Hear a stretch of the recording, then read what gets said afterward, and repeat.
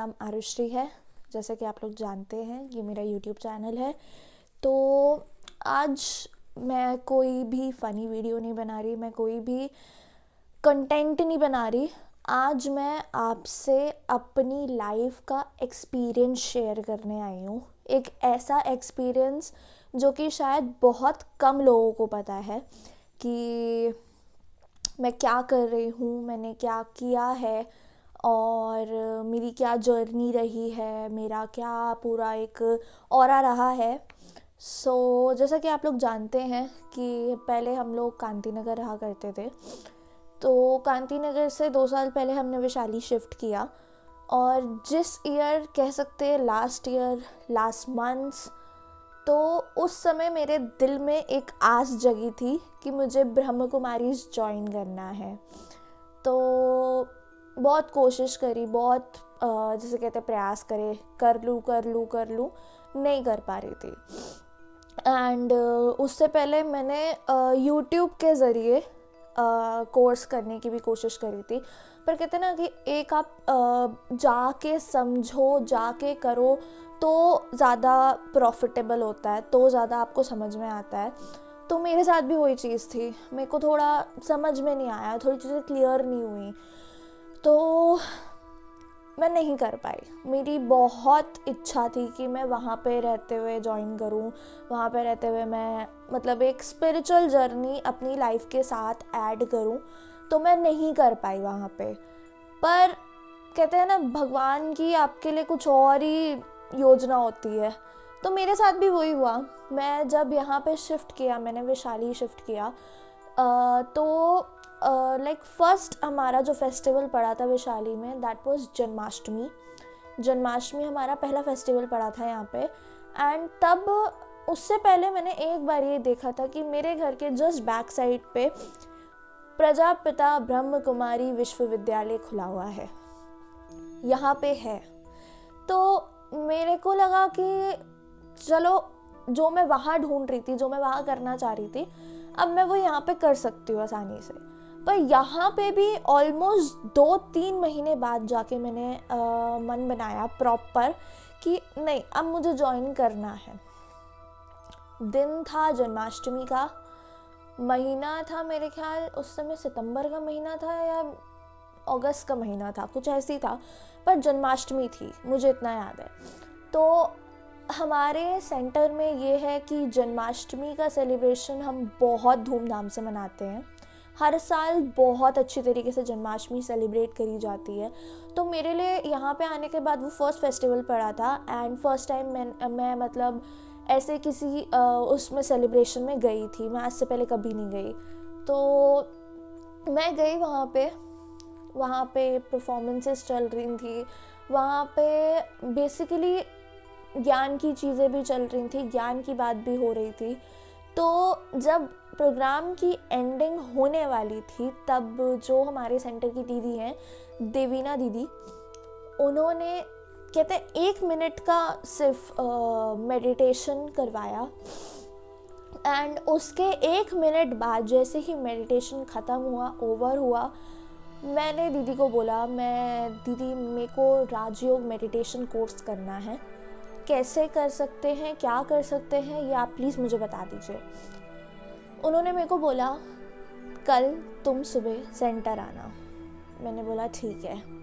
मैं सेंटर गई, अगले दिन सुबह नहा धो के कपड़े वपड़े पहन के मैं सेंटर गई। तो पहला दिन होता है, आपको पूरी ऑर्गेनाइजेशन के बारे में आपको बताया जाता है, पूरी ऑर्गेनाइजेशन का परिचय आपको दिया जाता है, कहते हैं ना ब्रीफ इंट्रो दिया जाता है आपको। तो पहले दिन मुझे वो चीज़ पता चली, ठीक है। मैं अगर आपको अपना टाइम स्पैन बताऊं तो मेरे को अब 1 साल हो चुके हैं और ये बताते हुए मुझे बहुत खुशी हो रही है।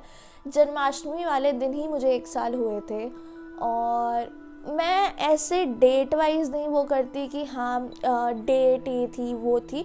मेरे को सिर्फ एक वो क्या बोलते हैं, एक दिन मिल गया कि जन्माष्टमी वाले दिन मेरे को 1 साल हो गए। मैंने 1 साल ज्ञान में पूरे कर लिए। तो मैं आपको अपनी पहले बिफोर लाइफ बताती हूँ। आफ्टर ब्रह्म कुमारीज लाइफ तो मैं आपको बताऊंगी ही, पर मैं आपको बिफोर लाइफ बताती हूँ। तो बिफोर लाइफ मेरी कुछ ऐसी थी कि मैं बहुत ओवर थिंकिंग वाली इंसान हूँ। मेरे को कोई एक चीज़ पता चलनी चाहिए कि हाँ ये हुआ है, ऐसा हो रहा है, ये हो सकता है, ऐसे हो सकता है, तो मैं उस चीज़ पर बहुत ज़्यादा ओवर थिंक करती हूँ। मैं बहुत ओवर थिंकिंग वाली इंसान हूँ। तो ओवर थिंकिंग के साथ साथ एंजाइटी भी बहुत होती है मुझे चीज़ों को लेकर के, बहुत परेशानियाँ भी होती हैं कि मैं सोचती रह जाती हूँ, फिर मेरे से कोई काम नहीं होता। ये मेरे साथ प्रॉब्लम्स थी। मुझे बहुत गुस्सा आता था, बहुत। ऐसा नहीं है मैं ये बोलूँगी कि मेरा गुस्सा कम्प्लीटली 100% ख़त्म हो चुका है, ऐसा भी नहीं है। अभी भी थोड़ा बहुत है, पर वो भी धीरे धीरे ख़त्म हो जाएगा। पहले मुझे लोगों को माफ़ करना नहीं आता था। जैसे आपके साथ किसी ने बुरा कर दिया, कोई आपसे कुछ कह रहा है, तो आजकल के ज़माने में the era which we called Kalyug, तो कोई किसी को माफ़ नहीं करता। लोग ये बोल देते हैं कि इसका कर्म था, पर असली कर्म क्या होता है, असली कार्मिक अकाउंट क्या होता है, वो तो किसी ने जाना ही नहीं है अभी तक। तो मैं माफ़ करने की भी मेरी हिम्मत नहीं होती थी। अगर किसी ने मेरे साथ गलत किया है तो मैं उस इंसान को कभी जीवन में माफ़ नहीं करूँगी, ऐसी मैं पहले थी। पर कहते हैं ना, जब तक आपके पास नॉलेज नहीं होती तब तक आप ऐसी ही गलत चीज़ें करते रहते हो। एक कहते हैं ना, एक पुराने टाइम का संस्कार बना होता है कि इसने गलत किया तो हम भी गलत करेंगे, इसने ऐसा किया तो हम भी इसको ऐसा ही करके दिखाएंगे। ये हमारे संस्कार होते हैं। और ये संस्कार ये नहीं है कि हम आए, इस लाइफ में आए, हमने जन्म लिया, हम पैदा हुए, जो हमारे माँ बाप ने सिखाया, जो हमने उनको करते हुए देखा, वो हमारे संस्कार है। नहीं, इससे पहले हम कहाँ थे, इससे पहले कि हमारी लाइफ क्या थी, इससे पहले हम कौन थे, इससे पहले हमारे क्या संस्कार थे, हम इंसान कैसे थे, कैसे हम रहते थे, क्या हमारा नेचर था, वो सदियों से चलते हुए आ रहे हैं। अगर मैं आपको शॉर्ट वर्ड में समझाऊं तो soul is like a driver. ठीक है, गाड़ी आपकी ख़राब होती जाएगी, ड्राइवर आपकी गाड़ी चेंज करता जाएगा। ड्राइवर कभी पुरानी गाड़ी में नहीं बैठेगा। अगर उसको दिख रहा है कि गाड़ी ख़राब हो गई है, वो उस गाड़ी को छोड़ के दूसरी गाड़ी में चला जाएगा। तो वैसे ही हमारी जो सोल है वो एक शरीर छोड़ के दूसरा शरीर पकड़ती है, दूसरे शरीर में जाती है। तो ऐसे करते करते करते करते हमारे अंदर संस्कार पैदा होते हैं, हमारी सोल के अंदर संस्कार पैदा होते हैं कि यार इतने सालों से तो हमने ऐसे देखा है, इतने सालों से तो हमारे साथ यही हो रहा है, इतने सालों से तो हमने यही सुना है ना, तो जो जैसा कर रहा है हमको उसको वैसे ही देना है। वो चीज़ मेरे अंदर ख़त्म हुई। लोगों ने बहुत बुरा किया, बहुत बुरा बोला। मैं बहुत शॉर्ट में आपको बताऊंगी, मैं किसी चीज़ के डेप्थ में नहीं जाऊंगी, क्योंकि मेरे को आदत अब नहीं रह गई है कि मैं पास्ट में जाऊं, मैं पास्ट में रहूं, मैं पास्ट की बातें करूं। पर बहुत से लोगों ने बहुत कुछ बोला, मेरे को लेके, मेरी चीज़ों को लेके, मेरे बिहेवियर को लेके, मेरे इवन देन कुछ लोगों ने तो कैरेक्टर को लेके भी बोला। तो मैं हमेशा दूसरों से लड़ती रही कि इसने ऐसा क्यों बोला, इसको क्या पता, इसको क्या नहीं पता। पर when I got the perfect knowledge, तो मुझे पता चला उसका संस्कार ही वैसा है, वो इंसान ही वैसा, उसकी सोल ही वैसी है। हम उसको कुछ नहीं कह सकते। हम अगर उसके साथ मिलके उसको बोलेंगे तो हम अपने कर्म खराब करेंगे, अपना कार्मिक अकाउंट बनाएंगे, जो कि शायद इस टाइम पे हमें नहीं बनाना, क्योंकि already there are going so many things in world. And उसके बाद हम अपना भी कार्मिक अकाउंट बना के एक और वो कर ले, सर्कल क्रिएट कर ले, तो कोई प्रॉफिट नहीं है उसके अंदर। पहले दिन जो मुझे ज्ञान मिला, पहले दिन जो मेरे को पता चला, वो ये था कि हु एम आई, मैं कौन हूँ। आप सब बोलेंगे अरे मेरा नाम ये है, मैं ये हूँ, तो नहीं, आप लोग गलत हैं। अगर मैं आप लोगों से सवाल पूछूं हु आर यू, तो आप क्या जवाब दोगे? मेरे को तो इस जवाब का आंसर पता है, पर आप लोग क्या जवाब दोगे? कि मेरा नाम ये है और मैं ये हूँ, है ना?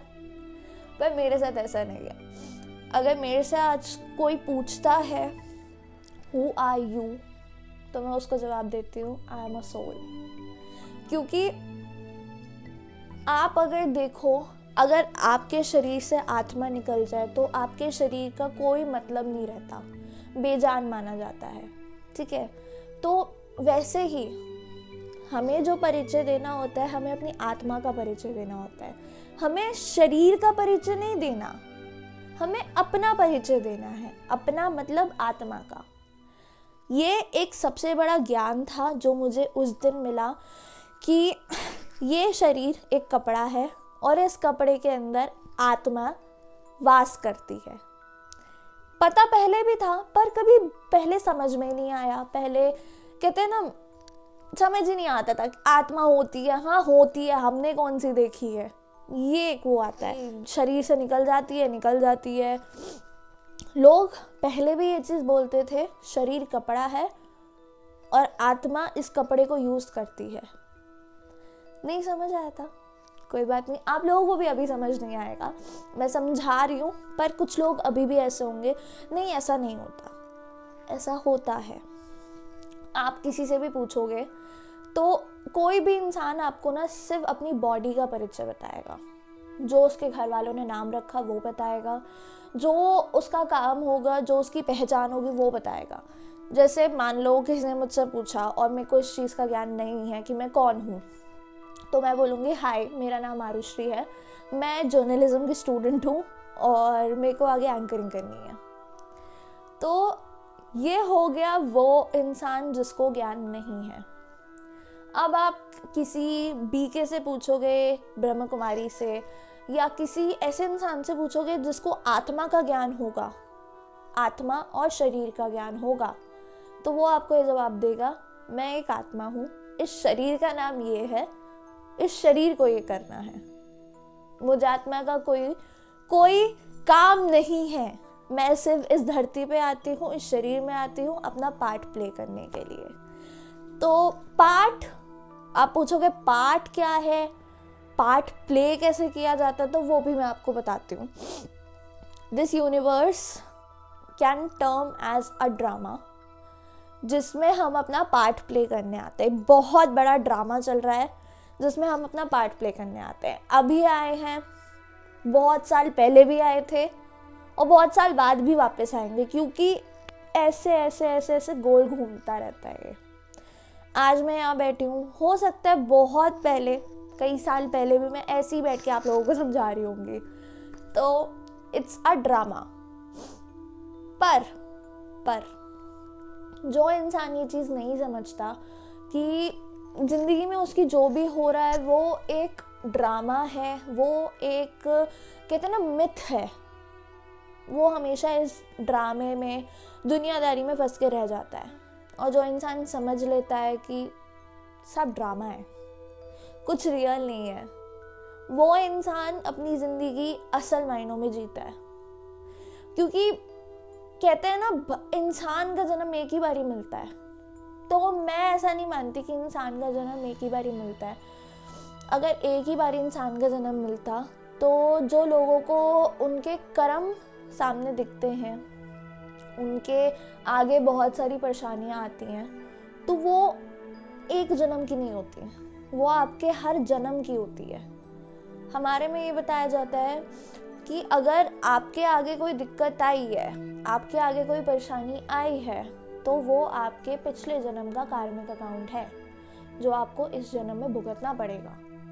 इस जन्म का अगर आप कार्मिक अकाउंट यहीं पे चुकता कर दोगे तो अगले जन्म में आपको ये चीज़ नहीं भुगतनी पड़ेगी। और हो भी सकता है आप जीवन मरण के चक्कर से भी ना बाहर निकल जाओ, क्योंकि एक टाइम ऐसा आता है आत्मा बार बार आती रहती है इस धरती पे, और फिर उसको भी लगता है अरे यार कहाँ आ गई, कितना बोरिंग है, अब मेरे को इस बार अपने सारे कार्मिक अकाउंट ख़त्म करने हैं, हर किसी से कार्मिक अकाउंट अपने क्लोज करने हैं, तब मैं अब फाइनली परम धाम, सुख धाम, स्वर्ग जा सकती हूँ।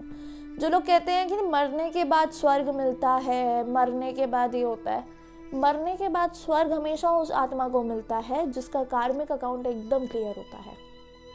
मरने के बाद हर आत्मा को स्वर्ग मिले ऐसा संभव नहीं होता। तो दोस्तों आज के इस एपिसोड में बस अभी इतना ही।